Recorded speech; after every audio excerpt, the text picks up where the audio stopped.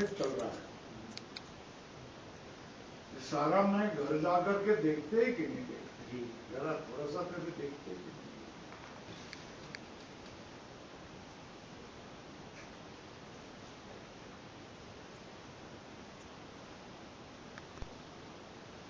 अत्यंत संस्थिरोभूत मतलब सम्यक तिरोभूत मोक्ष क्रिया के द्वारा आत्मनि तत्संस्क्रियमाणे अभिव्यज्यते। क्या ये क्या बोल रहे हैं? अरे मोक्ष ये आत्मा का धर्म है जो छिपा हुआ होता है ना। जैसे आईना धूल के अंदर छिपाया होता है कि नहीं, है ना। आईने की चमक धूल के धूसर हो जाती है कि नहीं हो जाती है। उसी तरह आत्मा का मोक्ष ये धर्म है, वो तिरोभित होता है। वो तुम कुछ क्रिया करे तो आत्मा का संस्कार होता है और आत्मा का ये मोक्ष रूप धर्म अभिव्यक्त होता है। दृष्टांत क्या?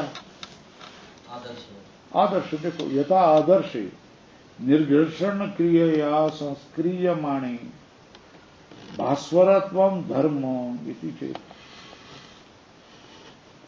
घर्षण कर निर्घर्षण कैसा बनेगा? निघर्षण निघर्षण क्रियया संस्क्रियमाणे। अरे पत्थर को भी चमकाते, दीवार को चमकाते, स्टील को चमकाते, कांच को चमका देते हैं। वो पारा लगाकर घास करके आदर्श निघर्षण क्रियया संस्क्रियमाणे भास्वरत्वम धर्म इति चेत्। ये क्या किया है भाई? मोक्ष या आत्मा का धर्म है। पूर्व पक्ष बदल दिया कि नहीं बदल दिया? पैराग्राफ बदल दिया कि नहीं बदल दिया? ये क्या है? ये लोग अब क्या कह रहे हैं? आत्मा का धर्म है, अत्यंत छिपा हुआ होता है। कौन? मोक्ष। क्रिया रूप से उसका संस्कार करने पर वो अभिव्यक्त होता है। जैसे आदर्श में अत्यंत घर्षण करने के बाद संस्क्रिय करने पर वो चमकने लग जाता है ना। भास्वरत्वम धर्म चमकता है ना। इति चेत्।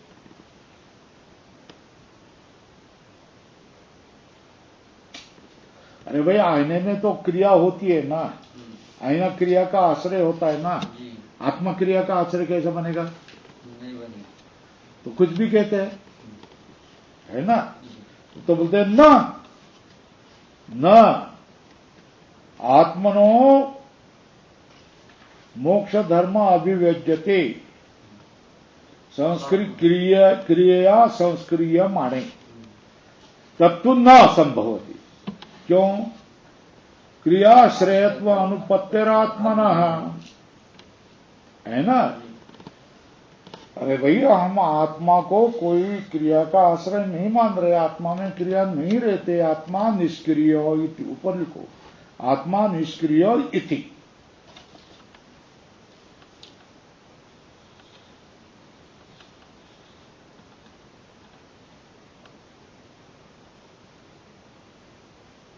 है ना। और क्रिया का धर्म क्या है?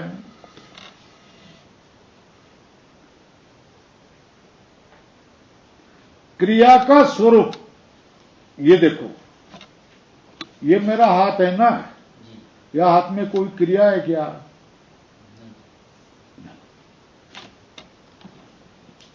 बोलो, अब क्रिया हुई कि नहीं हुई? हुई ना। तो जो क्रिया होगी ना, क्रिया का आश्रय बोलो हाथ। तो हाथ में विकार हो रहा है नहीं हो रहा है? हाथ में विकार हो रहा है कि नहीं हो रहा है ना। ऐसा क्या कर रहा है? ये देखो हाथ में विकार है नहीं, ये हो गया। तो ये जो क्रिया होगी, क्रिया का आश्रय हाथ, तो हाथ में विकार हो गया कि नहीं होगा? और हाथ में विकार नहीं हुआ तो क्रिया को स्वरूप लाभ होगा कि नहीं होगा? नहीं होगा। तो क्रिया का स्वरूप लाभ कब होगा? जिस क्रिया का जो आश्रय है उसमें कोई विकार हुए बिना क्रिया अपने सत्ता का लाभ नहीं कर। तो समझ में आया नहीं आया? क्या समझ में आया?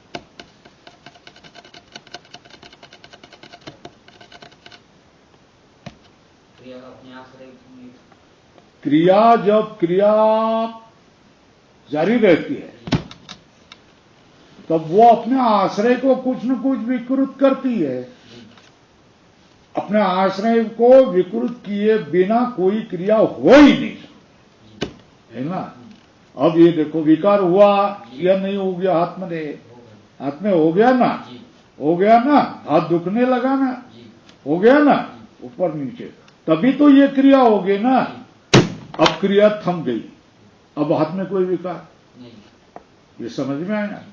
तो देखो, यद आश्रय क्रिया, क्रिया जिसको आश्रय करती तब अविकुर्वती, उसको विकृत न करते हुए नैव आत्मानं लभते नैव तस्य स्वरूपम लभते, उस स्वरूप का लाभ नहीं होता।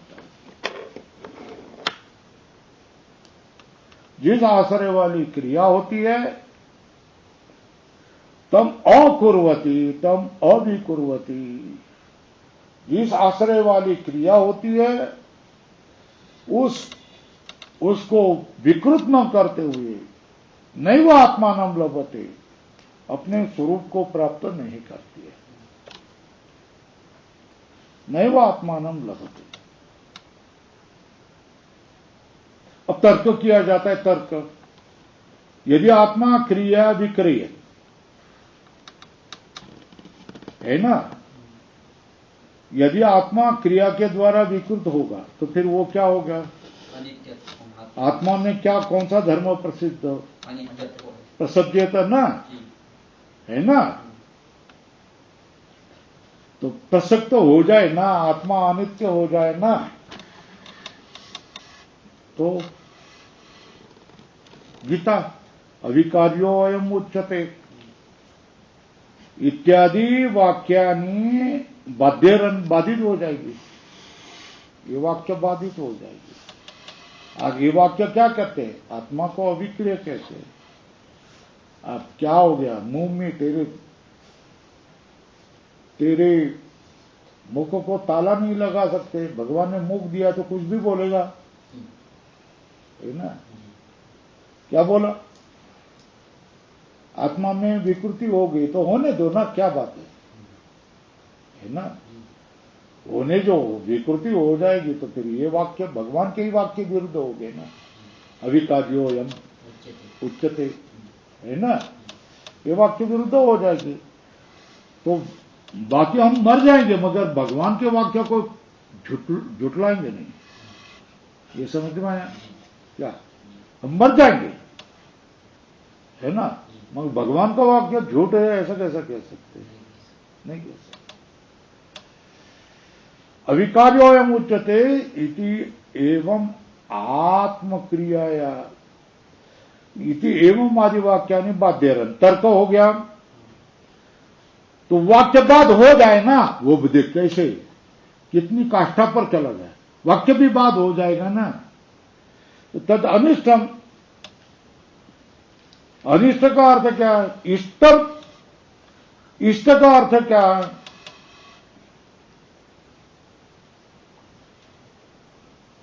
इष्ट का अर्थ क्या है? फलकारी, है ना? हाँ, सार्थक, प्रयोजनवान, इसको इष्ट कहते हैं ना। और अनिष्ट का अर्थ क्या? अनर्थक। क्या? अनर्थ हो जाएगा।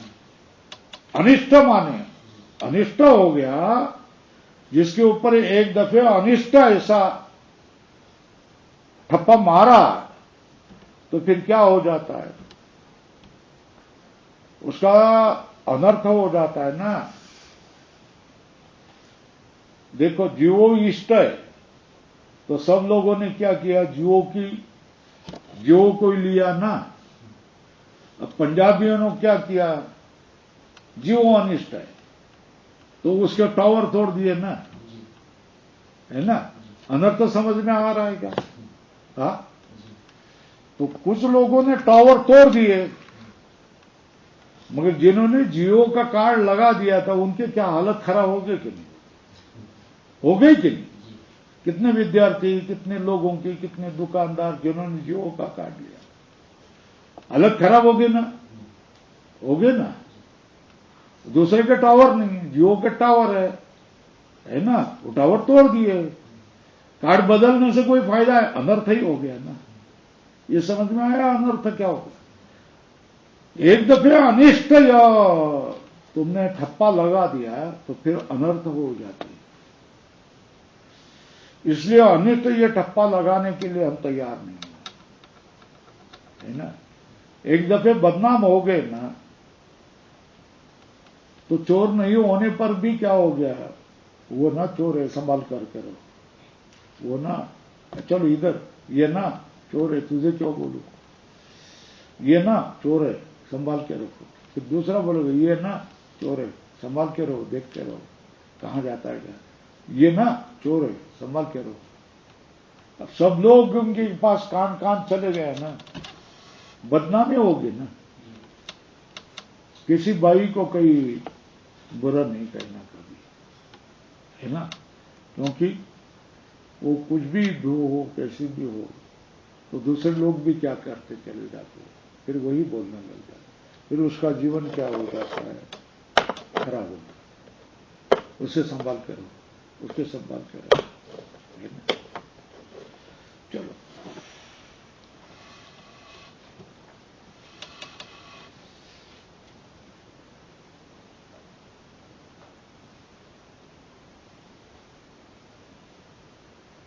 तच्चा अनिष्टम, इसलिए क्या कहा, क्रिया कैसे है, स्वाश्रय होगी पराश्रय होगी, ऐसा चल रहा है ना जी। क्या है, आत्मा में ही क्रिया होगी या दूसरे में कोई क्रिया होगी, उसका परिणाम आत्मा में होगा, है ना।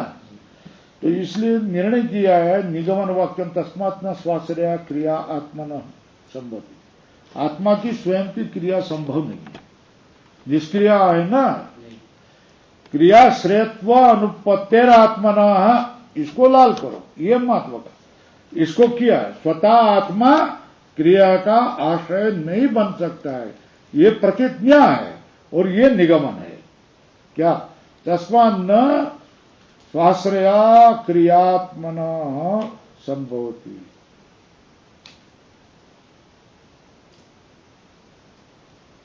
तस्मात् न स्वाश्रया क्रिया आत्मनः संभवती, आत्मा की अपने आश्रय में होने वाली क्रिया संभव नहीं। पैराग्राफ बदल दो। अब ये किसका खंडन किया,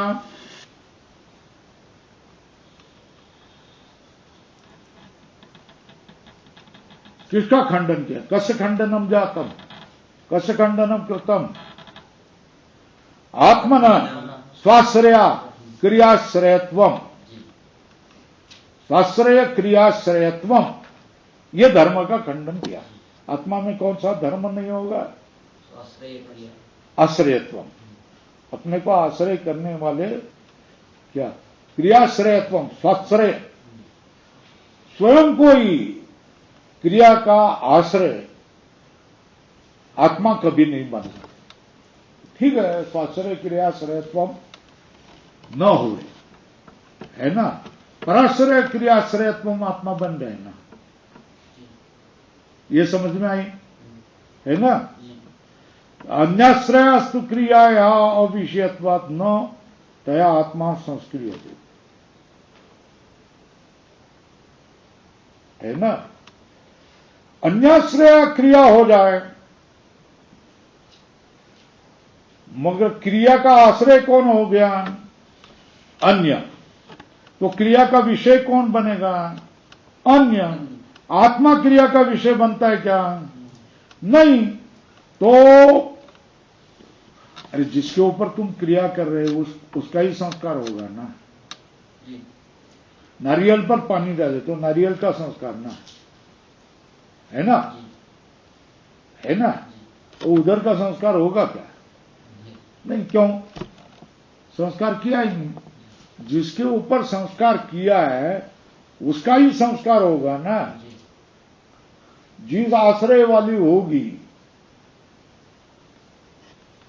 क्रिया, जिस आश्रय में होगी उसके ऊपर ही परिणाम करेगी ना। और क्रिया जिस आश्रय में नहीं है उसको कैसे कहेंगी? अब देखो, ये निर्णय हुआ क्या? संस्कार करने वाली कौन? क्रिया। ये क्रिया है, क्रिया का आश्रय स्वतः आत्मा है। ये संभव है? नहीं। क्यों? अब उसमें क्रिया है तो वो विकृत करेगी, है ना। तो वो आत्मा कैसा बनेगा? विकारी। मगर अभिकारियो अयम, सरस्वतिया कहती है। तो आत्मा अभिकारी है। तो ये क्रिया इसको विकृत नहीं कर सकती है, इसलिए आत्मा में अक्रियत्व माना जाता है ना। स्वाश्रय क्रिया आश्रयत्वम यह संभव नहीं है ना। तो अन्याश्रयस्तु भवतु क्रिया, तो अन्याश्रय क्रिया है ना, इसमें क्रिया है, तो इसका परिणाम किस में होगा? इसमें ही होगा। आत्मा में क्यों करके होगा? ये समझ में? अन्याश्रया तो क्रियाया अविषयत्वात् न तया आत्मा संस्क्रियते। संस्कार का विषय क्या? जिसमें क्रिया है वही होगा ना। आत्मा में क्रिया नहीं है तो आत्मा संस्कार का विषय नहीं होगा। आत्मा न संस्क्रियते।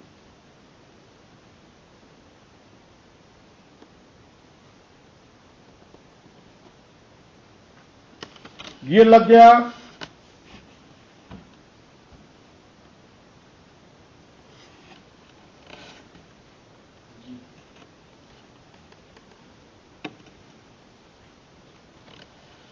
पैराग्राफ बदल यही करो।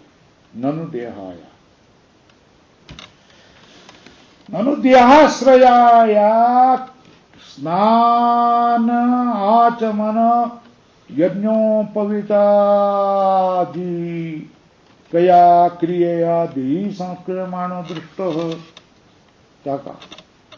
देह में आश्रय होने वाले स्नान आचमन यज्ञोपवीत आदि क्रिया के द्वारा देही संस्क्रियमाण होता है कि नहीं?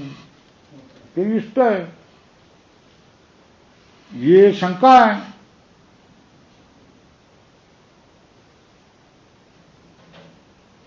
देहादि तस्य एव अविद्या गृहीतस्य आत्मनः संस्क्रियमाणत्वात्।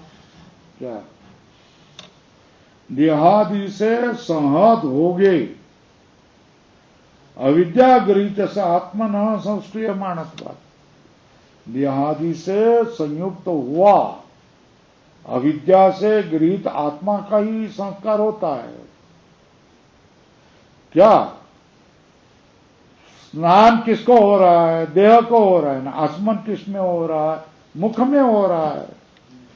स्नान आचमनादेर देह समवायित्व प्रत्यक्ष न। देह की आचमन की क्रिया मुख में हो रहा है ना, स्नान की क्रिया किससे? देह में हो रही है। ये प्रत्यक्ष है ना। प्रत्यक्ष में स्नान आचमनादेर देह समवायित्वम तया देहाश्रया तत्सहत एव कश्चित् अविद्या आत्मत्वेन परिगृहत संस्क्रियते युक्तम। उस देहाश्रया क्रियया, उस देहाश्रय से सहत कश्चित अविद्यात्मत्वेन अविद्या स्वरूप से परिगृहित होगा, वही संस्क्रियते इति युक्तम। क्या? तथा देहाश्रया देह में आश्रित होने वाले क्रिया से तत्सहत एवं कश्चित, उससे सहत ही कोई अविद्यात्मक में न परिग्रहत, अविद्या रूप से परिग्रह जो हुआ ऐसा ही संस्क्रियते इति युक्तम, वही संस्कृत होता है, ऐसा ही मानना पड़ेगा। इसके लिए दृष्टांत बताते। दृष्टांत क्या? यथा देहाश्रय चिकित्सा निमित्तेन धातु साम्येन, जैसे देहाश्रय चिकित्सा निमित्तेन, देह के आश्रय वाले चिकित्सा के निमित्त से, कौन? धातु साम्येन, है ना। यथा देहाश्रय चिकित्सा निमित्तेन, देह के आश्रय की चिकित्सा का निमित्तेन, निमित्त कौन है? धातु साम्य होता है ना। तत्सहतस्य तद अभिमानिन आरोग्य फलम, वो क्या कहता है? अहम अरोगो, उदाहरण चिन्ह पूर्ण, इति यत्र बुद्धि उत्पद्यते। क्या हो गया?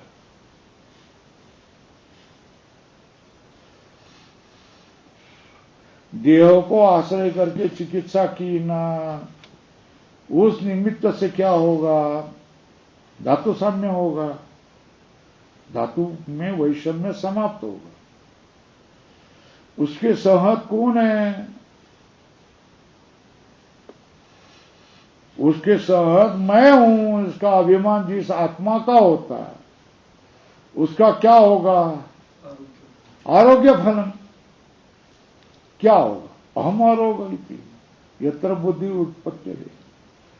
धातु वैषम्य हो गया, कफ होगा, पित्त, अहम कपिल, अहम पित्तिल, हम ज्वरग्रस्त, ऐसा बोलता है कि नहीं?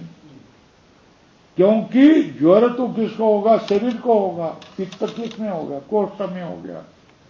फिर भी उसके नजदीक चैतन्य रूप से यह है ना, वो बोलता है हम पित्तिल, हम कपिल, हम ज्वरग्रस्त। और चिकित्सा करने तो चिकित्सा कहाँ होगी? शरीर में, खून में, पेट में। तो वो व्याधि का कारण समाप्त होने पर वह हम अरोगो ऐसा कहते हैं, यत्र बुद्धि उत्पद्यते।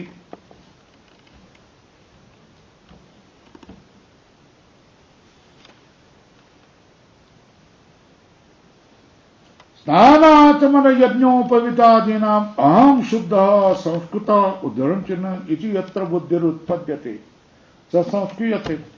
क्या? स्नान आचमन यज्ञोपवित आदीना अहम शुद्ध संस्कृत, उद्धरण चिन्ह में इति यत्र बुद्धि उत्पद्यते, जहां बुद्धि उत्पन्न होती है वही संस्कृत होता है। वो कौन होता है? देह से जुड़ा हुआ होता है। सच देह न सहत एव,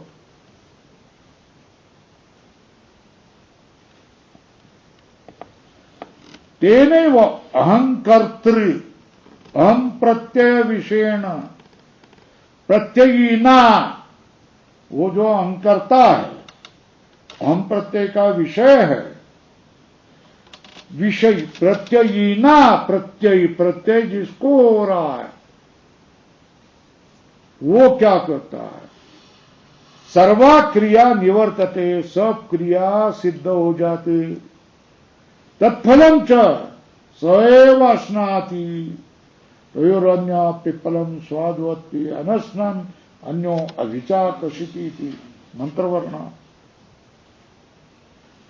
आत्मा इंद्रिय मनोयुक्तम भोक्ता है ना। आत्मा इंद्रिय मनोयुक्त जो जीवाभास है वही तो भोक्ता है। इति आहुर मनीषिण इति च एको देव सर्वभूतेषु गूढ़ सर्वव्यापी सर्वभूतांतरात्मा कर्माध्यक्ष सर्वभूतादिवास साक्षी चेता केवल निर्गुण। कंठ करके रखना चाहिए।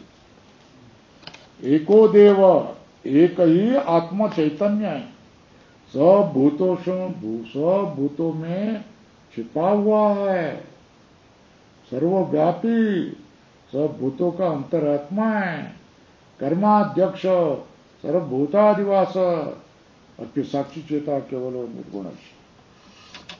एको देव सर्वभूतेषु गूढ़, सर्वव्यापी, सर्वभूतांतरात्मा, कर्माध्यक्ष, सर्वभूतादिवास, साक्षी चेता केवल निर्गुण, चेता स्वरूप हो गया।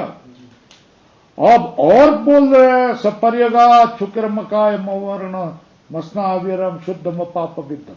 इसमें क्रिया कोई नहीं, पाप नहीं होता है, वो चारों ओर से व्याप्त है, क्रम नहीं है, शुक्र है, अव्रण है, व्रण नहीं है, काय नहीं है, स्नायु नहीं है, शुद्ध है, पाप से विद्ध नहीं है। ये तो मंत्रो अनादेय अतिशयताम, ये मंत्र क्या बताते हैं? ब्रह्म के कौन से धर्म को बताते हैं? बोलो। और अनादेय अतिशयता, दो, ये मंत्र, ये दो मंत्र क्या बताते? एक अनादेय अतिशयता, उसमें कोई अतिशय का आधेय नहीं हो सकता, उसमें कोई अतिशय प्राप्त नहीं कर सकते हैं, उसको श्रेष्ठ नहीं बना सकते, उससे श्रेष्ठ अनाधेय अतिशयता और नित्य शुद्धता से ब्रह्मणों दर्शयतः। ये मंत्र अनाधेय अतिशयता नित्य शुद्धता से ब्रह्मणों दर्शयता। मोक्ष क्या है? भिन्न भिन्न आते हैं ना। ब्रह्म भावश्च मोक्ष, स्वयं मैं ब्रह्म ही हूं, पहले ही ब्रह्म था, वर्तमान में ब्रह्म हूं, आगे भी ब्रह्म हूं। मैं जीव कभी भी नहीं था, मैं बुद्धि इंद्रिय मन देह कभी भी नहीं था, मैं तो केवल चैतन्य साक्षी चेता निर्गुणश्च, यही मानना है। ये वाक्य जरा कंठ के, एको देव सर्वभूतेषु सर्वव्यापी सर्वभूतांतरात्मा कर्माध्यक्ष सर्वभूतादिवास साक्षी चेता केवल और निर्गुण। तो इससे निर्णय क्या होगा?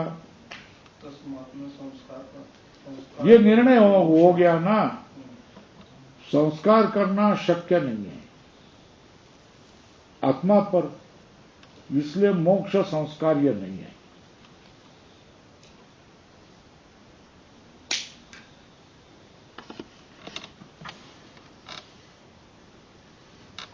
मोक्ष के प्रति क्या आप्य, उत्पाद्य, संस्कार्य, यही क्या बात है? द्वार है ना। किसका? क्रिया का प्रवेश का द्वार यही है ना। ये छोड़कर तो अप्यत्व, उत्पाद्यत्व, संस्कार्यत्व, विकार्यत्व, यही आत्मा के प्रति क्रिया अनुप्रवेश द्वार है, और यह शक्य नहीं। और दूसरा कोई इससे पर क्रिया अनुप्रवेश द्वार न शक्यम केनचित् दर्शयितुम्।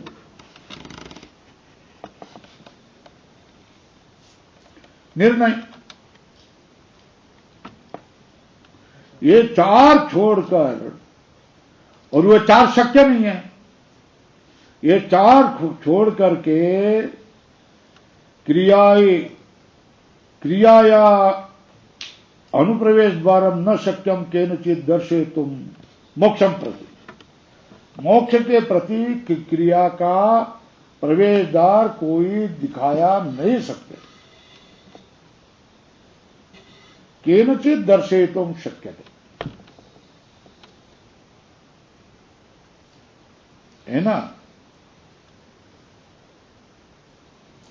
तस्मात् ज्ञानम एकम, कितना को एक प्रवेश द्वार किसको है? ज्ञान है ना, आइडेंटिटी कार्ड, आई कार्ड दिखा दो, कौन है? क्रिया है, चलो ज्ञान, चलो ऐसा।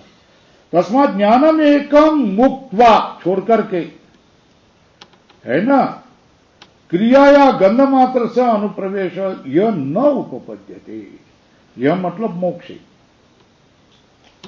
प्रकरण बदल दो, ये बात होगी। निगमन वाक्यम क्या? इसलिए एक ज्ञान को छोड़ करके भाई मोक्ष तो उत्पाद्य होगा, आप्य होगा, संस्कार्य होगा, विकार्य होगा। तो इसमें से क्या हो गया? एक भी क्रिया आत्मा में दिखाना शक्य नहीं, प्रविष्ट करवाना शक्य नहीं, क्योंकि आत्मा अक्रिय कहा गया है ना। तो ज्ञान छोड़ करके क्रिया का अणुमात्र भी प्रवेश आत्मा में शक्य नहीं। पैराग्राफ बदला, पैराग्राफ बदलने का चिन्ह।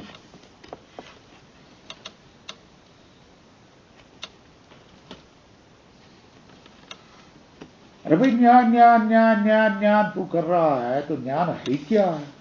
मानसिक क्रिया, मानसिक क्रिया है ना, ज्ञान ज्ञान ज्ञान ज्ञान। तो वो ये भाई पूर्व पक्ष ने कहा ना, ज्ञान को छोड़ करके क्रिया या गंध मात्र से अनुप्रवेश यह न उपपद्य है ना। हाँ, तो शांति बन जाए।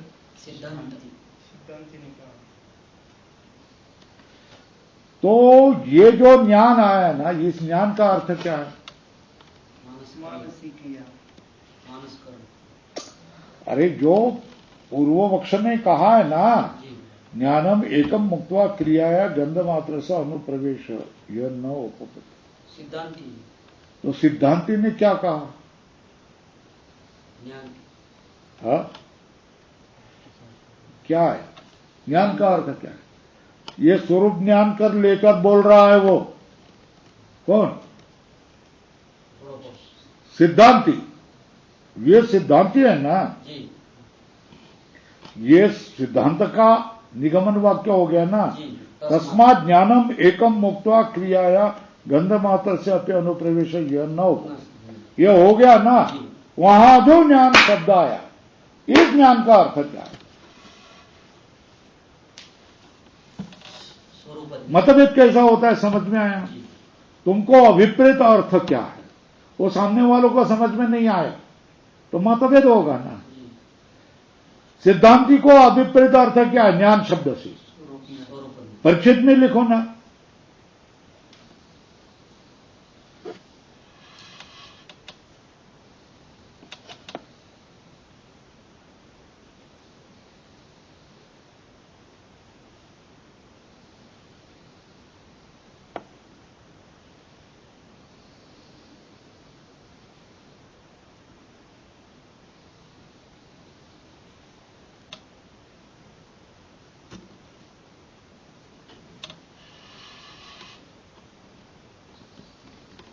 है ना,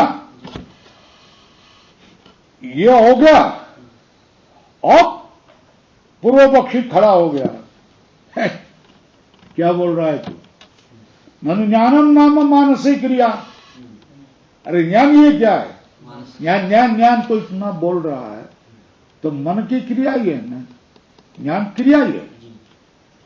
उसको क्या अभिप्राय है? ज्ञान का अर्थ क्या है?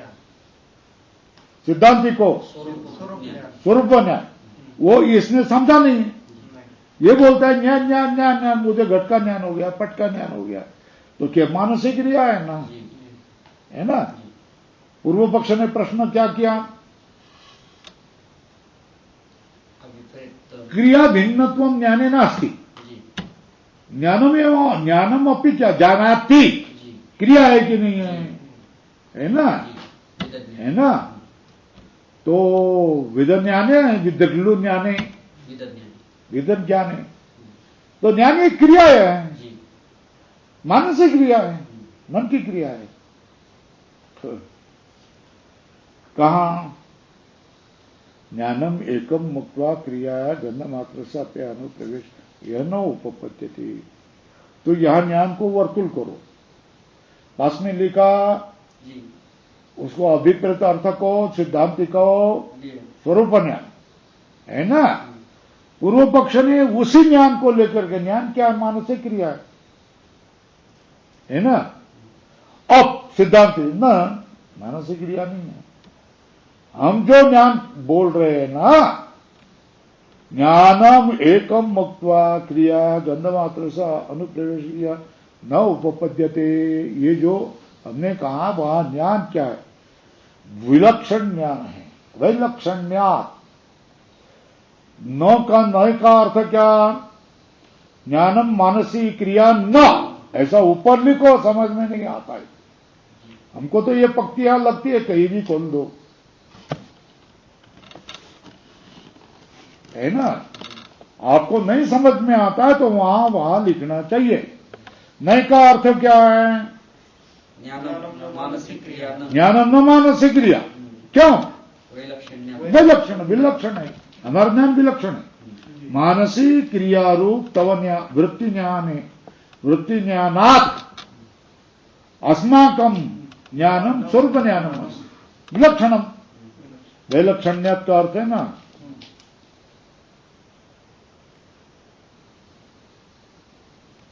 भाई क्रिया जो है ना, क्रिया किसको कहेंगे? क्रिया ही नाम सा, ज्ञान वो क्रिया ही होगी। मानसिक क्रिया कब होगी?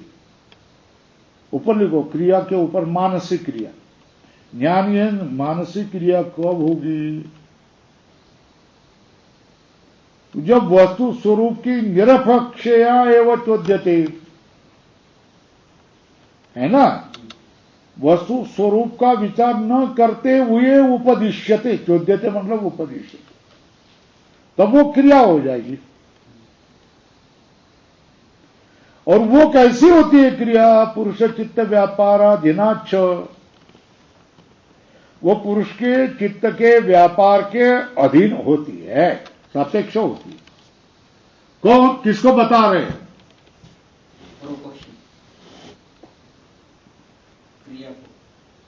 पूर्व पक्षी का कितना वाक्य है? ननु ज्ञानम न मानसिक क्रिया, बस, है ना। तो इसने किया मानसिक क्रिया नहीं है ना। मानसिक क्रिया कौन सी होगी? यत्र वस्तु स्वरूप निरपेक्ष एवं चोद्यते, और जो पुरुष चित्त के व्यापार के अधीन होती। दृष्टांत, यथा यस्य देवतायै हविर्गृहीतं स्यात् ताम मनसा ध्यायेत वशट करिष्यन्, हुआ है ना। जिस देवता के लिए तुम हवि धारण करेंगे, ग्रहण करेंगे, उसको मन में ध्यान करो, कैसे? वशट बोल करके, है ना। तो ये मन में ध्यान करने लगे ना उस देवता का, ये मानसिक क्रिया है ना। संध्या मनसा ध्यायेत, संध्या करते समय देवता को क्या मन से ध्यान करो। ये करना न करना पुरुष के अधीन है ना। कि एवं आदिशु ध्यान क्या है? ध्यानम चिंतन, यद्यपि मानस चिंतन है ना, फिर भी ध्यान ये क्या है? चिंतनम, संस्मरण करो। यद्यपि मानसम तथापि पुरुषेण कर्तुम अकर्तुम अन्यथा वा कर्तुम शक्यम न, कस्मात् अधीनत्वात्। ये वाक्य लग रहे कि नहीं लग रहे? पुरुष के अधीन होने से क्या? पुरुषेण कर्तुम अकर्तुम अन्यथा कर्तुम वा शक्यम, है ना। ध्यान रूप चिंतन, यद्यपि मानसिक क्रिया, तथापि पुरुषेण कर्तुम अकर्तुम अन्यथा कर्तुम शक्यम, पुरुष तंत्रत्वात्, पुरुष अधीनत्व, है ना। ये ध्यान रूप ज्ञान जो है ना, वो चिंतन है ना, है ना। और ज्ञानम ये स्वर्ग ज्ञानम तो प्रमाणजन्यम, है ना। ये जो ध्यान क्रिया ज्ञान क्रिया है वो तो क्या होता है, पुरुष के अधीन होती है। उसको करना न करना अन्यथा करना ये सब शक्य है ना। और ज्ञान से तो क्या होगा, प्रमाण से जन्य होगा। प्रमाण से प्रमाण क्या होता है, प्रमाण का विषय क्या होता है, यथाभूत वस्तु विषय है ना। जैसी वस्तु होगी वैसा ही अगर ज्ञान होता है, उसको करवाने वाले को प्रमाण करते हैं।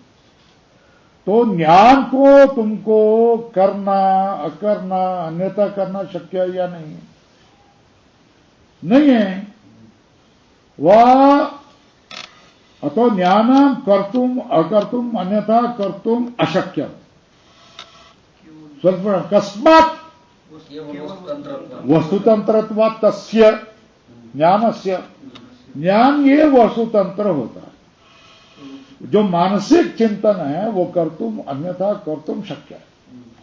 मगर जो वस्तु का ज्ञान है वो तो प्रमाणजन्य है। वो तो कर्तुम अकर्तुम अन्यथा कर्तुम न शक्यम वस्तुतंत्रत्वात्। ये दो शब्द है ना, तंत्र मतलब अधीन। तो तंत्रता कितनी होती है, दो, वस्तुतंत्रता और पुरुषतंत्रता। हाँ, कर्तृतंत्रता है ना।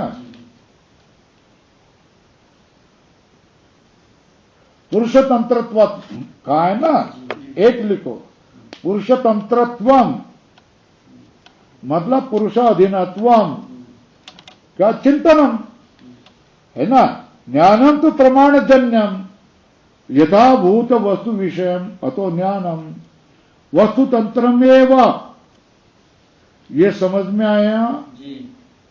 जो चिंतन कर्तुम और अकर्तुम मानस क्रिया जो है वो शक्य है, क्योंकि वो पुरुष के अधीन है। मगर ज्ञान पुरुष के अधीन नहीं है, वो प्रमाणजन्य है, वस्तुतंत्र में है। और वस्तुतंत्र नहीं है, वस्तुतंत्र है। और कैसा नहीं है, स्वल्प विराम, उपदेश के अधीन नहीं है। और कैसा नहीं है, ना तो पुरुष तंत्र, पुरुष के अधीन नहीं है, उपदेश के अधीन नहीं है। तो वस्तु जैसा होगा वैसा ज्ञान होगा ना। घट सामने है तो पट का ज्ञान हुआ क्या, क्यों? ज्ञान वस्तुतंत्र है, जैसी वस्तु होगी वैसा ही ज्ञान होगा। वस्तुतंत्र का अर्थ समझ में आया क्या? जैसी वस्तु होगी वैसा ही ज्ञान आपको होगा, ये वस्तुतंत्र है ना। बाकी में मोड़ तोड़ कर सकते, उपदेश उल्टा पुल्टा बोल सकते हैं कि नहीं, है ना। मानसिक क्रिया करना न करना, अभी सो जाना, अभी नहीं करेंगे, ऐसा हो सकता है कि नहीं हो सकता? क्यों? हाँ, ये समझ में। मगर वस्तु का ज्ञान करना न करना नहीं करना। एक कुष्ठ रोगी को मैं देखना नहीं चाहता, है ना। खोले तो सामने कुष्ठ रोगी हाथ ऐसे लेकर के बैठा। हाँ, चंद्र की बात है। चतुर्थी का चंद्र नहीं देखना चाहिए, गणपति ने शाप दिया है ना। जरा ऊपर इधर चतुर्थी है ना, है ना। ऐसा होता है कि नहीं होता है? क्यों ऐसा क्यों होता है? वस्तुतंत्रत्वात् ये तो ज्ञान, ये जो ज्ञान है ये वस्तुतंत्र होगा, प्रमाणजन्य है। आंखें खुली कर दिए होगा, है ना। अरे इतना ही नहीं ना,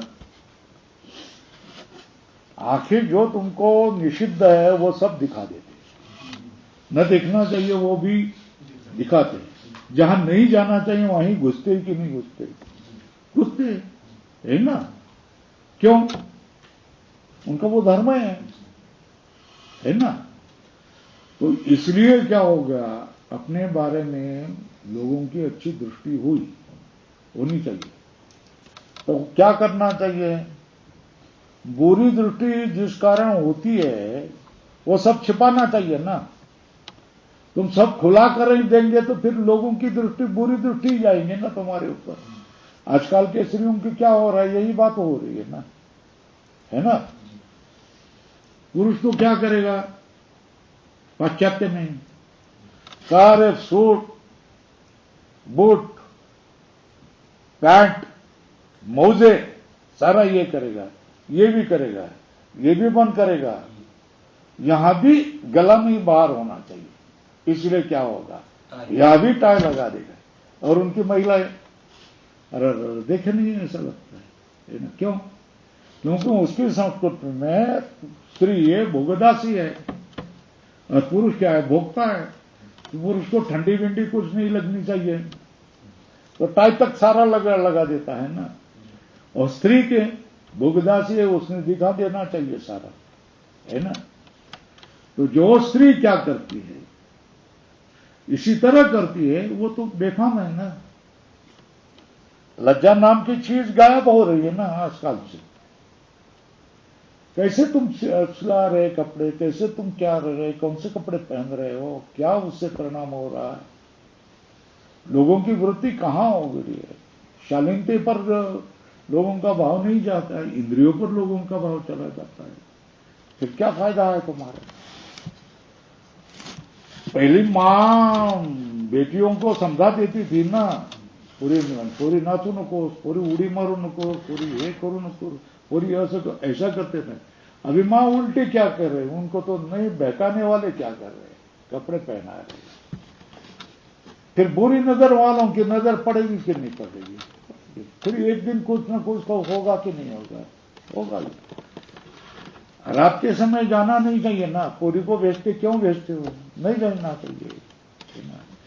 सारे पुराने जमाने के लोगों के नियम है ना, रात को नहीं जाना चाहिए। भाई माणसाने बाहेर जाता बरोबर घेऊन, दोघी तुझे ना बरोबर घेऊन जाएगा, है ना।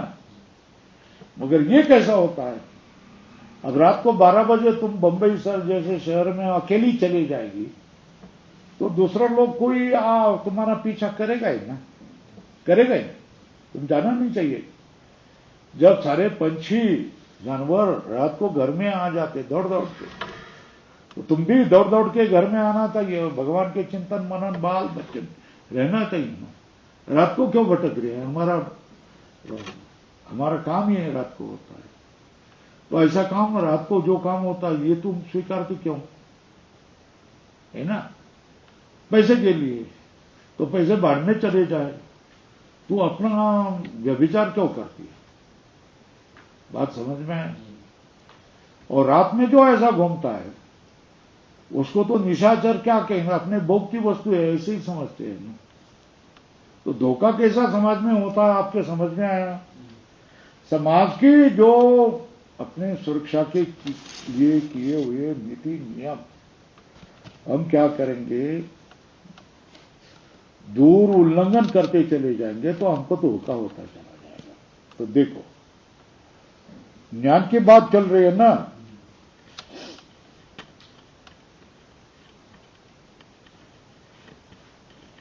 तो ज्ञान के बारे में क्या वस्तु तंत्र ज्ञान है, कैसा नहीं, चोदना तंत्र, उपदेश तंत्र, वेद तंत्र, नाति पुरुष तंत्र, ये बता दिया। तस्माद मानसत्व अपनी ज्ञान से महत वैलक्षण्य, ज्ञान होने पर भी, मानस होने पर भी, ज्ञान मानस है फिर भी मानस होने पर भी महत वैलक्षण, वो तो वस्तु तंत्र है ना। जो चिंतन है ज्ञान है वो पुरुष तंत्र है, पुरुष क्रिया है। ज्ञान भी मानसिक क्रिया है कि नहीं है, मगर वो कैसा है, विलक्षण है। ज्ञान से महद मानसत्वे अपि ज्ञान से महद वैलक्षण्यम। अब देखो बता रहे, यथाच पुरुषो वाव गौतम अग्नि, योषा वाव गौतम अग्नि। इसमें क्या किया, योषित पुरुष योर अग्नि बुद्धि, ये मानसिक बहुत ही नवा क्या, यहां जो पुरुषो वाव अग्नि, गौतम अग्नि, पुरुषो वाव गौतम अग्नि, योषा वाव गौतम अग्नि ही। यहां क्या हो गया, योषित पुरुषयोर अग्नि बुद्धि मानसी बुद्धि, यह अग्नि बुद्धि मानसी बुद्धि है ना।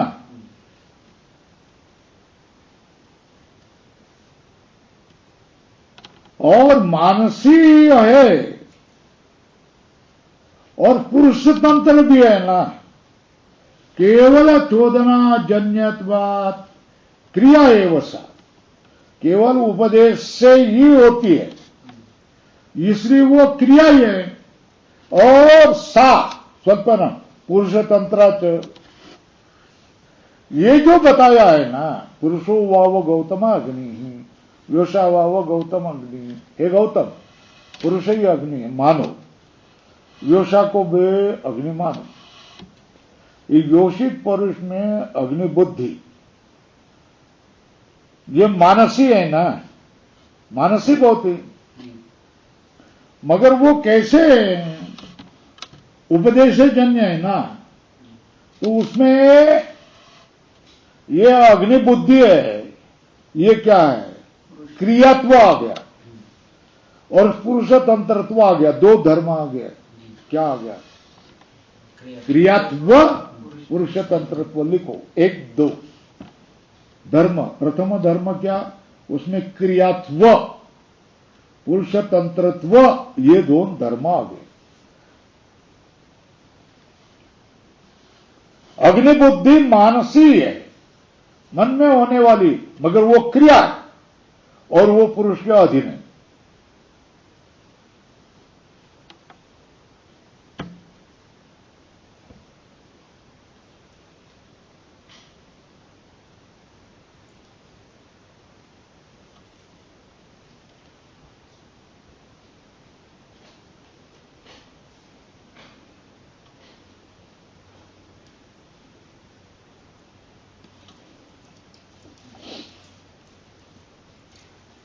पुरुष अग्नि है क्या, नहीं। योषिता अग्नि है क्या, नहीं। पुरुषो वाव गौतम अग्नि, योषा वाव गौतम अग्नि, ये वाक्य में जो अनग्नि में अग्नि बुद्धि करने के लिए उपदेश किया जा रहा है ना, तो उपदेश जन्य है ना, प्रमाण जन्य है, उपदेश जन्य है। उपदेश जन्य होने से क्या हो गया, क्रिया एवं सा, दूसरा धर्म पुरुष तंत्राच है ना। ये दो बात आ गई, उपदेश जन्य होने से क्रियात्व पुरुष तंत्रत्व, ये दो धर्म उसमें आ जाते। अच्छा, प्रसिद्ध अग्नि को देख करके आप किमिदम अग्नि असो, अग्नि अयम, ऐसा आप बोलते हैं। ये किससे जन्य है, प्रमाण जन्यम है ना। वो अनग्नि में अग्नि बुद्धि कर रहे हैं क्या, अग्नि में अग्नि बुद्धि कर रहे हैं, है ना। और अग्नि में अग्नि बुद्धि किससे है, प्रमाण जन्य है ना। और ये वस्तु उपदेश जन्य है क्या, और पुरुष तंत्र है क्या, नहीं। अग्नि दिखाई दिया तो अग्नि बोलेगा ना, ये समझ में आ रही है बात। तो यथाच हो गया, या तू प्रसिद्धे अग्नौ, अग्नि बुद्धि, स्वल्प विराम करो, नशा चोदना तंत्र, वैदिक उपदेश जन्य नहीं। फिर पुरुष तंत्र, स्वल्प विराम करो, ना तो पुरुष तंत्र, करना न करना, विकृत करना, ऐसा उसके अधीन है क्या। अग्नि है तो अग्नि दिखाई देगा ना। अरे भैया अग्नि आग लग गई, दौड़ो दौड़ो पानी लाओ, यही बुद्धि होती है ना, है ना।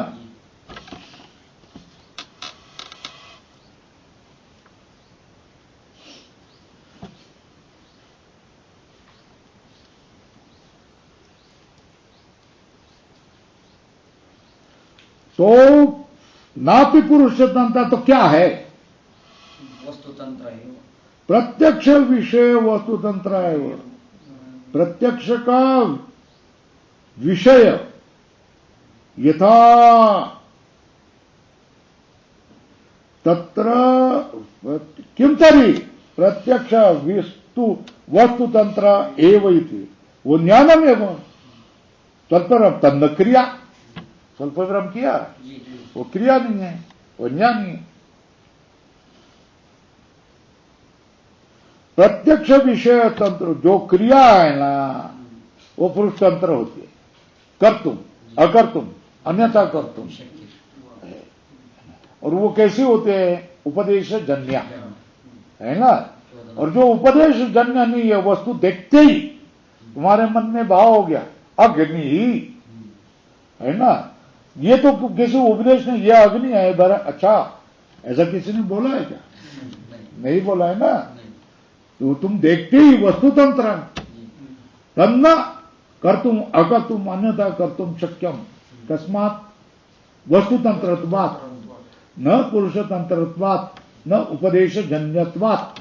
ये समझ में आया? तो आगे चलो। प्रत्यक्ष विषय वस्तुतंत्र एव इति ज्ञानमेव तन्न क्रिया एवं सर्व प्रमाण विषय वस्तुषु वेदितम्। ये लाल ज्ञान के बारे में क्या हो गया? प्रत्यक्ष विषय वस्तुतंत्र एव, प्रत्यक्ष का विषय जो वस्तु है उस वस्तु तंत्र के अधीन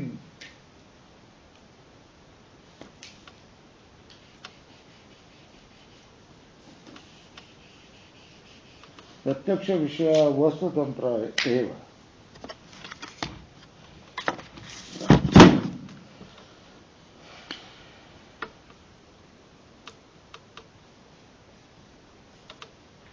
ज्ञान न क्रिया एवं सर्व प्रमाण विषय वस्तु वेद। इस तरह सब प्रमाण का विषय बनने वाले वस्तु में जानना चाहिए कि वो ज्ञान।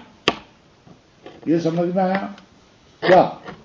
सब प्रमाण विषय के वस्तु जो बने वहां जानना पड़ेगा वो ज्ञान। बड़ा बहुत कितना सुंदर मानसिक क्रिया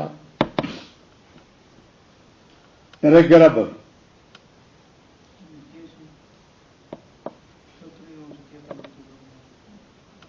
एवं सती यथाभूत ब्रह्मात्म विषयमपि ज्ञानम न चोदना तंत्र,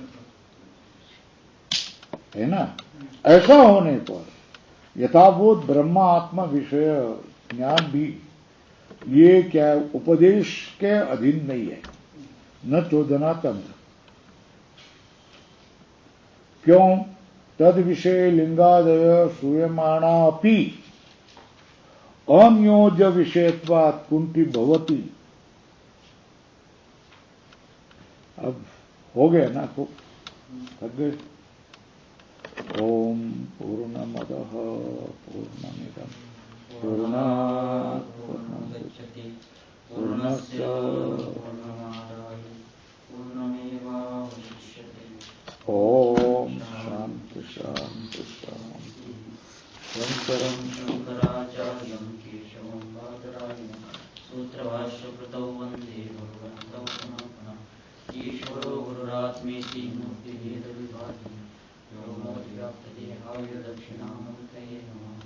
ओम शांति शांति शांति। अर्धे घेऊन तिकडे लोकांना घेऊन द्या, अर्धे इथल्या लोकांना खावा, ही पाहिजे तर ही घेऊन द्या.